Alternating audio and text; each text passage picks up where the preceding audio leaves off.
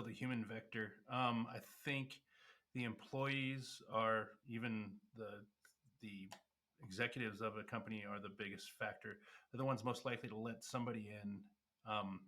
We have all the phishing, all the different attempts to get people's information to create a vector so that a bad actor can get in and basically use their tradecraft to spread laterally across the network.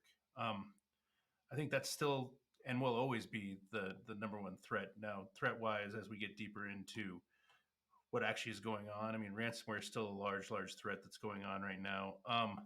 A lot of it also is getting in and getting information, basically putting on things like keyloggers, things like that, to watch networks, learn what's going on, get out there and really attack what's going on.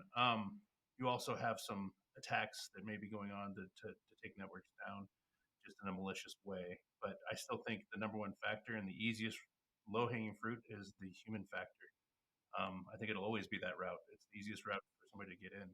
Opportunity wise, within cybersecurity, we see a lot of growth in compliance.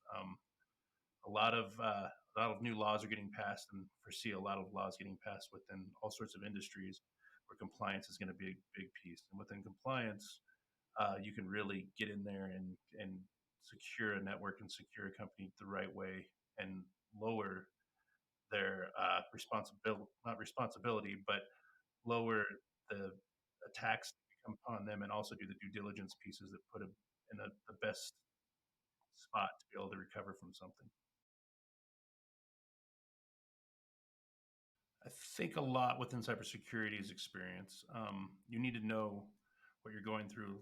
People are trying to get into the industry, find jobs that allow you to get a lot of hands-on experience with those type of situations. The more experience you get, the more you can qualify for different certifications and get in there and get involved. On the side of cybersecurity professionals, I would say really start to understand your compliance, understand your regulatory pieces for different industries. And it depends on what industry you're trying to go into. But once you really understand those and understand how to get your policy and procedures put together and create a really strong showing of your understanding of how to set up a company properly to be ready for both security, but also if something was to go wrong, what are the procedures? What are the policies? What are the things that we're putting in place on the human level to control things? And then how are we doing things within the network?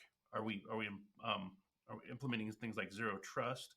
How are we doing things like both on the software side and on the network side, and having an understanding of why those things are important to put in place, and be enough of a people person to be able to go out there and train what you know to the employees and to the leadership, so that you're an asset beyond just being an IT person. You also can communicate back down why these things are important. Well, I think one I've already kind of mentioned, we're going far more zero trust on our side. We're seeing zero trust as being the way of things all the way around.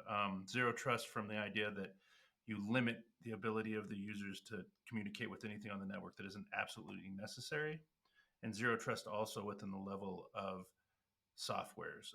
You don't allow any softwares to run on the systems that aren't basically whitelisted through a zero trust type policy. There's multiple applications and different things that can do that for you. I think that's a big piece that you're going to start to see is zero trust is going to it stops lateral spread. It contains mistakes. I think you're going to see a lot of. I think AI is going to be a big piece that's going to come in on both sides. I can see AI being a very effective tool for stopping attacks, but I can also see AI being a very good vector for creating attacks, especially within the phishing world. You can make phishing emails look a lot more accurate to the individuals that are going to be opening them, make it a lot harder to train to stop the average person. I mean, you can pick up when there's a misspelling or things are within there. They're just weird questions. But as AI gets better, it's going to get a better handle on putting those together. And then kind of, I mean, not to harp on the same thing, but compliance is going to be a huge thing. And it's going to be a compliance within our industry. It's going to be only a matter of time before there's going to be regulatory bodies on us. I mean, you already see it worldwide. There's a lot more outside the United States than there is within the United States. And some of our global clients that we're dealing with quite a bit on the compliance side. And we're going to see a lot more of that here, and it's going to get more and more impactful. You're going to find it's going to be harder to get cybersecurity insurance. It already is. I mean, the standards are going way, way up. I mean, and it's getting far, far more expensive, and they're going to be still necessary to have. So you're going to have to put a lot more money into your protection and understanding of what you're doing. There's going to be a lot more jobs coming out cybersecurity wise.